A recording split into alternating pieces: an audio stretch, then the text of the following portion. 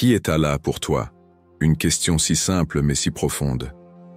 Peut-être as-tu déjà entendu parler de lui, peut-être même que tu pries chaque jour. Mais as-tu vraiment pris un moment pour réfléchir à qui est Allah? Ce nom, qui résonne dans les cœurs, évoque bien plus qu'un simple créateur. Comprendre Allah, c'est comprendre le sens de la vie, l'origine de tout ce qui existe et la raison même de notre présence sur cette terre. Il ne s'agit pas seulement d'une question spirituelle, mais d'une exploration qui transforme chaque aspect de notre existence, notre façon de penser, de ressentir et d'agir. Dans cette vidéo, nous allons plonger ensemble dans des vérités essentielles, parfois oubliées, qui ouvriront ton cœur et tes yeux. Prépare-toi à découvrir Allah sous un jour nouveau, comme une lumière guidant ton chemin dans l'obscurité. Avant de commencer cette vidéo, n'oubliez pas de liker cette vidéo, car cela nous donne beaucoup de force pour continuer à partager du contenu bénéfique. Et je vous invite à vous abonner à notre chaîne et d'activer la cloche de notification pour rester informé de nos prochaines publications sur la foi islamique. Merci et bonne vidéo. 2. La création d'Allah. Preuve dans l'univers. Regarde autour de toi. As-tu déjà observé les étoiles scintillant dans l'immensité du ciel? As-tu ressenti la douceur d'un souffle de vent ou la puissance des vagues frappant la côte? Tout ce que tu vois, touches et ressens, porte la signature d'Allah, le créateur de l'univers. Dans le Coran, Allah nous invite à méditer sur les merveilles de sa création. Ne regarde-t-il donc pas les chameaux, comment ils ont été créés, et le ciel, comment il est élevé, et les montagnes, comment elles sont dressées, et la terre, comment elle est nivelée. Sourate Al-Ghashiyah, 88, 17 à 20. Ces simples observations révèlent une perfection qui dépasse l'imagination humaine. Les scientifiques eux-mêmes restent émerveillés devant les lois naturelles qui régissent l'univers.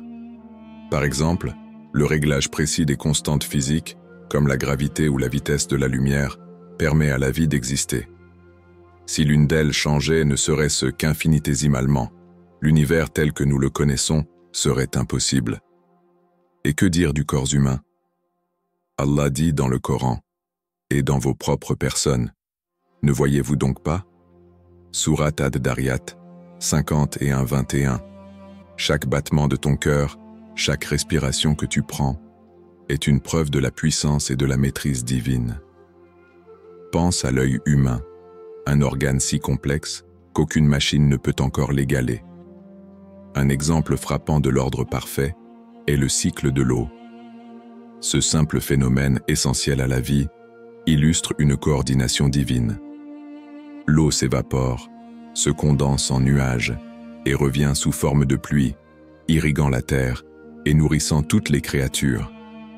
Allah dit, « Et nous avons fait descendre du ciel une eau mesurée, puis nous l'avons installée dans la terre, et nous sommes capables de la faire disparaître. » Sourate Al-Mu'minun, 23-18. Même à l'échelle cosmique, l'univers témoigne de la grandeur d'Allah. Des galaxies s'étendent à des milliards d'années-lumière, obéissant toutes à des lois précises. Le Soleil, par exemple, brille depuis des milliards d'années, fournissant exactement l'énergie nécessaire à la vie terrestre, ni trop, ni trop peu. Chaque phénomène naturel, de la plus petite cellule à la vaste galaxie, porte un message. Tout cela n'est pas dû au hasard. C'est un appel direct à reconnaître la grandeur d'Allah. Et combien de signes dans les cieux et la terre passent-ils à côté desquels les gens passent en se détournant? Sourate Yusuf, 12-105. Prends un moment pour observer ce qui t'entoure. Ces merveilles ne sont pas là par accident. Elles sont des messages clairs d'un créateur qui te parle à travers sa création. 3e. Les 99 noms d'Allah. Une fenêtre sur ses attributs. Les 99 noms d'Allah ne sont pas de simples appellations, ce sont des descriptions profondes de sa majesté, de sa miséricorde et de sa puissance. Chaque nom est une porte qui s'ouvre sur une compréhension plus intime de qui est Allah et de sa relation avec ses créatures. Prenons le nom Ar-Rahman, le très miséricordieux. Ce nom illustre une miséricorde si vaste qu'elle enveloppe chaque être vivant, croyant ou non. Chaque respiration, chaque battement de cœur, chaque goutte de pluie qui tombe est une manifestation de sa miséricorde. Allah dit dans le Coran, « Ma miséricorde embrasse toutes choses » Sourate Al-A'raf 756. Pense-y, même ceux qui lui désobéissent, tout le niant, reçoivent de lui nourriture, santé et protection. Cela montre qu'Allah donne sans condition, par pure générosité. Puis, il y a Al-Khaliq, le Créateur, celui qui a tout façonné à partir du néant. Tout ce qui existe est le résultat de sa volonté et de sa connaissance infinie. Regarde le fonctionnement d'une simple graine qui pousse pour devenir un arbre géant, ou le mouvement parfait des planètes dans l'univers. Tout cela témoigne de son pouvoir créateur, unique et incomparable. Allah dit, « C'est Allah qui a créé les cieux et la terre, ainsi que tout ce qui se trouve entre eux, en 6 jours. » Sourate Al-Furqan 25-59. Un autre nom puissant est Al-Adl, le parfaitement juste. Allah ne commet jamais d'injustice. Tout ce qu'il décrète est basé sur une sagesse infinie, même si parfois, en tant qu'humains, nous ne le comprenons pas immédiatement. Sa justice s'étend à toutes les créatures et s'exprimera pleinement au jour du jugement. Chacun de ces noms offre une perspective unique et précieuse. Al-Ghaffar, le grand pardonneur, nous rappelle qu'aucun péché n'est trop grand pour être pardonné. As-Sami, celui qui entend tout, nous rassure. Nos prières, même murmurées au fond de notre cœur, sont entendues. Apprendre les noms d'Allah n'est pas une simple activité intellectuelle. C'est une manière d'approfondir notre foi et de renforcer notre lien avec lui. En méditant sur ces noms, nous pouvons mieux comprendre comment aligner nos actions sur les qualités divines. Être juste comme Al-Adl, miséricordieux comme Ar-Rahman, ou créatif dans le bien comme Al-Khaliq. Le prophète Muhammad, paix et bénédiction sur lui, a dit « Allah a 99 noms. Celui qui les énumère, les mémorise et agit en accord avec eux, entrera au paradis. » Sahih al-Bukhari. Alors, pourquoi ne pas commencer dès aujourd'hui? Choisis un nom d'Allah et réfléchis à sa signification. Demande-toi comment il peut transformer ta vision de la vie et ton comportement. Plus tu apprends sur Allah, plus ton cœur se rapproche de lui et plus ta foi devient solide. Les noms d'Allah sont une clé pour ouvrir ton esprit et purifier ton âme. 4e Allah, le Seigneur du jugement. Dernier Allah est le Seigneur du jour du jugement, celui qui rendra à chacun selon ses œuvres, avec une justice parfaite et absolue. Dans ce monde, les injustices peuvent sembler rester impunies, mais au jour dernier, rien n'échappera à sa connaissance et à sa sagesse. Allah dit dans le Coran, « Au jour où ils seront rassemblés, ce sera comme s'il n'était resté qu'une heure du jour pour se reconnaître entre eux. Ceux qui auront démenti la rencontre d'Allah seront perdants, car ils n'étaient pas bien guidés. » Sourate Yunus, 10h45. Allah est Al-Adl, le juste. Il connaît chaque intention, chaque pensée, chaque action. Contrairement à la justice humaine, limitée et imparfaite, la justice divine est parfaite, sans faille et universelle. Dans un hadith Qudsi, Allah dit « Ô mes serviteurs, j'ai interdit l'injustice à moi-même et je l'ai interdite entre vous. Ne soyez donc pas injustes les uns envers les autres. » Sahih Muslim. Au jour du jugement, chaque individu sera confronté à ses actions, bonnes ou mauvaises. Les balances seront établies et même l'acte le plus insignifiant sera pesé. Allah dit « Quiconque aura fait un atome de bien le verra, et quiconque aura fait un atome de mal le verra. » Sourate Az-Zalzala 99, 7-8. Cela signifie que personne ne sera oublié, ni dans les grandes œuvres, ni dans les petits péchés. Prenons l'exemple de la justice divine dans cette vie. Parfois, ceux qui oppressent semblent prospérer, mais tôt ou tard, leur mal les rattrape. Un tyran peut accumuler richesse et pouvoir, mais il ne trouve jamais la paix intérieure.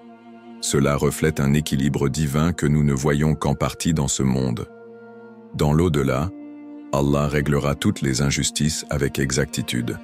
Le prophète Muhammad, paix et bénédiction sur lui, a également enseigné la précision de la justice divine. Dans un hadith, il a rapporté que les oppresseurs seront jugés même si leur injustice semblait insignifiante. Si deux moutons se querellent, Allah réglera leur affaire au jour du jugement. Sahih Muslim. Cela montre qu'Allah est si juste que même les droits des animaux ne seront pas ignorés. Mais la justice d'Allah ne se limite pas à la rétribution. Elle inclut aussi sa miséricorde infinie. Le prophète, paix et bénédiction sur lui, a dit « Lorsque Allah juge les créatures, il couvre les croyants de sa miséricorde. » Sahih al-Bukhari. Pour ceux qui se repentent sincèrement, Allah efface les péchés. Il est Al-Ghaffar, le grand pardonneur, mais il reste aussi Al-Muntaqim, celui qui châtie les oppresseurs. Au jour du jugement, ceux qui auront mené une vie juste et pieuse seront honorés. Allah dit « Ceux qui auront cru et fait de bonnes œuvres seront dans les jardins des délices. » Sourate Luqman, 13-6 Opt. Ainsi, Allah ne punit ni ne récompense au hasard. Sa justice est toujours basée sur la sagesse. Médite sur cette vérité. Chaque action compte. Dans cette vie, recherche la justice, évite l'oppression et tourne-toi vers Allah avec sincérité. Le jour où il jugera, il ne sera ni injuste ni distrait. 5e. La miséricorde et l'amour d'Allah. La miséricorde d'Allah est si vaste et si profonde qu'elle dépasse tout ce que l'on peut imaginer. Allah est Ar-Rahman, le très miséricordieux, et Ar-Rahim, le tout miséricordieux. Ces noms révèlent une qualité fondamentale de notre Seigneur, son amour et sa clémence envers ses créatures. Allah dit dans le Coran « Ma miséricorde embrasse toutes choses » Sourate Al-A'raf, 756. Un hadith puissant illustre cette miséricorde. Le prophète Muhammad, paix et bénédiction sur lui, a dit « Allah a divisé la miséricorde en 100 parts. Il en a envoyé une seule sur terre, et c'est grâce à elle que les créatures font preuve de compassion entre elles. Les 99 autres sont réservés pour le jour du jugement. » Sahih Muslim. Cet amour divin est visible partout autour de nous. Prenons l'exemple des prophètes. À plusieurs reprises, ils ont bénéficié de la miséricorde infinie d'Allah. Lorsque le prophète Jonas, Yunus paix sur lui, fut englouti par un immense poisson, il invoqua Allah avec cette supplication. « Il n'y a point de divinité à part toi, gloire à toi. J'ai été du nombre des injustes. » Sourate Al-Anbiya, 21, 87. Allah, dans sa clémence, l'a sauvé et lui a permis de continuer sa mission. Un autre exemple émouvant est celui du prophète Muhammad, paix et bénédiction sur lui, lorsqu'il fut persécuté à Taïf. Alors qu'il saignait à cause des jets de pierre, il fit cette invocation. « Ô Allah, pardonne à mon peuple, car ils ne savent pas. » Cela montre comment la miséricorde d'Allah s'étend même à ceux qui lui désobéissent, en leur laissant une chance de se repentir. L'istighfar, ou demande de pardon, est un des plus grands moyens de bénéficier de la rahma divine. Allah dit « Et implorez le pardon de votre Seigneur, puis repentez-vous à lui. Mon Seigneur est très miséricordieux et plein d'amour. » Sourate Hud, 11-90. Quand nous faisons l'istighfar, Allah efface nos péchés comme s'ils n'avaient jamais existé. Le prophète, paix et bénédiction sur lui, a dit « Celui qui se repent de son péché est comme celui qui n'a jamais péché. » Sunan Ibn Majah. Un autre exemple touchant de la rahma d'Allah est la parabole de l'amour maternel. Le prophète Muhammad, paix et bénédiction sur lui, a dit « Allah est plus miséricordieux envers ses serviteurs qu'une mère envers son enfant. » Sahih al-Bukhari. Cette analogie nous rappelle que, peu importe nos erreurs, nous pouvons toujours revenir à lui. L'amour et la miséricorde d'Allah sont des sources infinies de réconfort. Il nous rappelle qu'il n'est jamais trop tard pour changer, pour demander pardon, pour s'améliorer. Peu importe l'ampleur de nos fautes, si nous nous tournons sincèrement vers lui, Allah répondra. Comme il l'a promis dans le Coran, dit « Ô mes serviteurs qui avez commis des excès à votre propre détriment, ne désespérez pas de la miséricorde d'Allah, car Allah pardonne tous les péchés. Oui, c'est lui le pardonneur, le très miséricordieux. » Sourate Az-Zumar, 13-6 Sincizeti, Chitré. Ainsi, à chaque moment de doute ou d'épreuve, rappelle-toi que la porte de la miséricorde divine est toujours ouverte et qu'un simple retour à Allah peut transformer ta vie. 6. La puissance et la souveraineté d'Allah. La puissance d'Allah est inégalable, illimitée et absolue. Il est Al-Qadir, le Tout-Puissant, et Al-Malik, le Souverain. Tout dans l'univers, des galaxies lointaines aux particules les plus infimes, est sous son contrôle. Il n'y a rien qui échappe à sa volonté. Allah dit, « À lui appartient la royauté des cieux et de la terre. » Et Allah est capable de toutes choses. Sourate Al-Baqarah 2.2.4. Dans le Coran, les récits des prophètes sont autant de témoignages de cette puissance divine. Prenons l'histoire de Moïse, Moussa, paix sur lui, face à Pharaon. Ce dernier prétendait être un dieu, opprimant le peuple d'Israël et défiant Allah. Pourtant, malgré sa puissance terrestre, il ne pouvait rien contre la volonté divine. Lorsque Moïse, guidé par Allah, frappa la mer avec son bâton, un miracle se produisit. Nous révélâmes à Moïse, « Frappe la mer avec ton bâton. » Elle se fendit, et chaque versant fut comme une énorme montagne.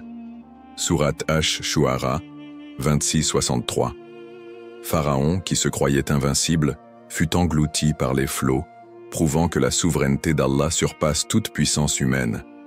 Un autre exemple frappant est la création de l'univers. Allah dit, « Ceux qui ne croient pas n'ont-ils pas vu que les cieux et la terre formaient une masse compacte? Puis, nous les avons séparés et fait de l'eau toute chose vivante. Ne croiront-ils donc pas ?» Sourate Al-Anbiya 21h30. Cette description, qui coïncide avec les découvertes modernes sur l'origine de l'univers, illustre la connaissance infinie et la puissance d'Allah. Mais sa souveraineté ne se limite pas aux grands événements. Elle s'exprime aussi dans les moindres détails. Allah dit, « Il connaît ce qui pénètre en terre et ce qui en sort, ce qui descend du ciel et ce qui y monte. » Sourate Saba, Trésessi, Chipatrou, Doigt. La chute d'une feuille, le vol d'un oiseau, le battement de ton cœur. Tout est connu et décrété par Allah. Chaque événement, heureux ou difficile, se produit par la permission d'Allah. Rien n'arrive par hasard. Le prophète Mohammed, paix et bénédiction sur lui, a dit « Sache que si toute la création s'unissait pour te faire du bien, elle ne te ferait que ce qu'Allah a écrit pour toi. Et si elle s'unissait pour te nuire, elle ne te ferait que ce qu'Allah a écrit contre toi. » Tirmidhi. Cela nous enseigne à placer notre confiance totale en lui. Dans le Coran, l'histoire d'Ibrahim, Abraham, paix sur lui, confronté au feu est une autre preuve de la puissance d'Allah. Lorsque son peuple voulut le punir pour sa foi, ils le jetèrent dans une immense fournaise. Mais Allah ordonna au feu, « Sois froid et salutaire pour Abraham. » Sourate Al-Anbiya 21-69. Ibrahim fut sauvé, démontrant qu'Allah peut modifier les lois naturelles à sa guise. La puissance d'Allah n'est pas une force distante ou impersonnelle, elle est un rappel constant que notre vie et notre destin sont entre ses mains. Tout ce que nous avons, tout ce que nous sommes, dépend de lui. Alors, face à l'adversité ou au défi, souviens-toi que tu es sous la protection du souverain de l'univers. Rien ne peut te toucher sans sa permission, et tout pouvoir en ce monde est éphémère face à sa majesté éternelle. 7. Comment Allah guide les cœurs? Le guidage est l'un des plus grands dons qu'Allah puisse accorder à ses serviteurs. Allah est Al-Hadi, le guide, celui qui éclaire les cœurs et dirige les âmes vers le droit chemin. Il dit dans le Coran, « Allah guide qui il veut vers un droit chemin. » Sourate Al-Baqarah 2.213. Cependant, le guidage est un privilège qui dépend de deux facteurs, la volonté d'Allah et la sincérité de celui qui le recherche. Allah ouvre les cœurs de ceux qui le cherchent véritablement, mais il peut aussi égarer ceux qui rejettent volontairement la vérité. Allah dit, « Allah égare qui il veut et guide qui il veut. » Sourate Fatir 35.8. Une des invocations les plus puissantes du croyant est celle demandant à Allah de lui accorder le hidayah, guidage. Le prophète Muhammad, paix et bénédiction sur lui, Répétez souvent cette dua. Ô toi qui fais tourner les cœurs, affermis mon cœur sur ta religion. Sunan at-Tirmidhi. Cette supplication rappelle que nos cœurs sont entre les mains d'Allah et qu'il peut les incliner vers la lumière ou les laisser dans l'obscurité. L'importance du guidage est soulignée dès la première sourate du Coran, dans l'invocation « Guide-nous dans le droit chemin » sourate Al-Fatiha 1:6. Chaque prière quotidienne est une demande répétée à Allah pour qu'il éclaire notre chemin, car sans son aide, nous ne pourrions trouver la vérité ni persévérer dans la foi. Les exemples de personnes transformées par la lumière d'Allah abondent dans l'histoire de l'islam. Prenons le cas du compagnon Umar ibn al-Khattab, qu'Allah l'agrée. Avant de devenir musulman, Umar était farouchement opposé à l'islam, prêt à tuer le prophète Muhammad, paix et bénédiction sur lui. Mais Allah guida son cœur. Lorsqu'il entendit les paroles du Coran pour la première fois, son âme fut touchée et il se soumit instantanément à la vérité. Umar devint par la suite un des plus grands leaders de l'histoire islamique, connu pour sa justice et sa piété. Un autre exemple frappant est celui du prophète Muhammad, paix et bénédiction sur lui, qui, malgré ses efforts pour guider son oncle Abu Talib, n'a pas pu le convertir avant sa mort. Cela montre que le guidage ultime appartient à Allah seul. Le prophète lui-même a été rappelé « Tu ne guides pas celui que tu aimes, mais c'est Allah qui guide qui il veut » sourate Al-Qasas 28-56. La lumière d'Allah peut transformer une personne égarée en un modèle de piété. Peu importe nos erreurs passées ou nos péchés, si nous implorons Allah avec sincérité, il peut illuminer nos vies et changer nos cœurs. Allah dit « Celui qu'Allah veut guider, il lui ouvre la poitrine à l'islam. » Sourate Al-An'am 6:125. En définitive, le guidage d'Allah est une faveur inestimable. Il nécessite de l'humilité, de la constance dans la prière et une sincère volonté de suivre la vérité. Il appartient à chacun de faire un pas vers Allah, car il a promis, et ceux qui se donnent de la peine pour nous, nous les guiderons certes sur nos sentiers. Sourate Al-Ankabut 29, 69, 8. Pourquoi connaître Allah transforme votre vie? Connaître Allah, c'est ouvrir la porte à une vie de sérénité, de force intérieure et de résilience face aux épreuves. Lorsque l'on prend conscience de ses noms et attributs, une confiance inébranlable s'installe dans le cœur. Plus vous comprenez qu'Allah est Ar-Razzaq, le pourvoyeur, Al-Wadoud, le plein d'amour, et Al-Adl, le juste, plus vous comprenez qu'Allah est Ar-Razzaq, le pourvoyeur, Al-Wadoud, le plein d'amour, et Al-Adl, le juste, plus vous êtes capable de surmonter les défis de la vie avec patience et espoir. Allah dit dans le Coran, « Ceux qui croient et dont les cœurs se tranquillisent à l'évocation d'Allah. N'est-ce pas par l'évocation d'Allah que se tranquillisent les cœurs ?» Sourate Ar-Ra'd 13.28. Connaître Allah, c'est se rappeler que tout ce qui nous arrive, bon ou mauvais, fait partie de son plan parfait. Cela crée une sérénité intérieure, car on comprend que rien n'est laissé au hasard. Prenons l'exemple d'un croyant confronté à une difficulté, comme la perte d'un emploi ou une maladie. En comprenant qu'Allah est Ash-Shafi, le guérisseur, et Ar-Rahim, le très miséricordieux, il sait que cette épreuve a une raison. Cela ne signifie pas que la douleur disparaît, mais que le croyant trouve la force de continuer. Le prophète Mohammed, paix et bénédiction sur lui, a dit « Étonnante est l'affaire du croyant, car tout ce qui lui arrive est un bien pour lui. Si un bonheur l'atteint, il remercie Allah et c'est un bien pour lui. Et si un malheur l'atteint, il fait preuve de patience et c'est un bien pour lui. » Sahih Muslim. Beaucoup de témoignages montrent comment la connaissance d'Allah change la vie. Un exemple célèbre est celui de Malcolm X. Après une jeunesse marquée par l'injustice et la colère, il trouva la paix en découvrant l'islam. Lors de son pèlerinage à la Mecque, il écrivit « Jamais auparavant je n'avais vu une telle sincérité et une telle hospitalité authentique pratiquée envers des hommes de toute couleur et de toute race. » En apprenant qui est Allah et en se soumettant à lui, Malcolm X trouva non seulement un sens à sa vie, mais aussi une paix intérieure qui transforma son existence. Une autre leçon vient des récits prophétiques. Prenons l'exemple du prophète Ayoub, Job, paix sur lui. Malgré les épreuves intenses qu'il subit, la perte de sa famille, de sa richesse et sa santé, il ne cessa jamais de faire confiance à Allah. Sa foi inébranlable est une preuve que la connaissance d'Allah donne la résilience ultime. Enfin, connaître Allah nous enseigne que chaque attribut divin est une source d'espoir. Vous vous sentez seul? Rappelez-vous qu'Allah est Al-Qarib, le proche. Vous êtes dépassé par vos péchés? Sachez qu'Allah est Al-Ghafar, le grand pardonneur. Vous avez peur de l'avenir? Faites confiance à Al-Wakil, le meilleur garant. La connaissance d'Allah n'est pas seulement théorique, elle se manifeste dans chaque aspect de la vie. Plus vous comprenez qui est votre Créateur, plus vous vivez avec assurance, patience et espoir. Comme l'a dit Ibn al-Qayyim, si les gens savaient combien il est doux de connaître Allah, ils ne s'en détourneraient jamais.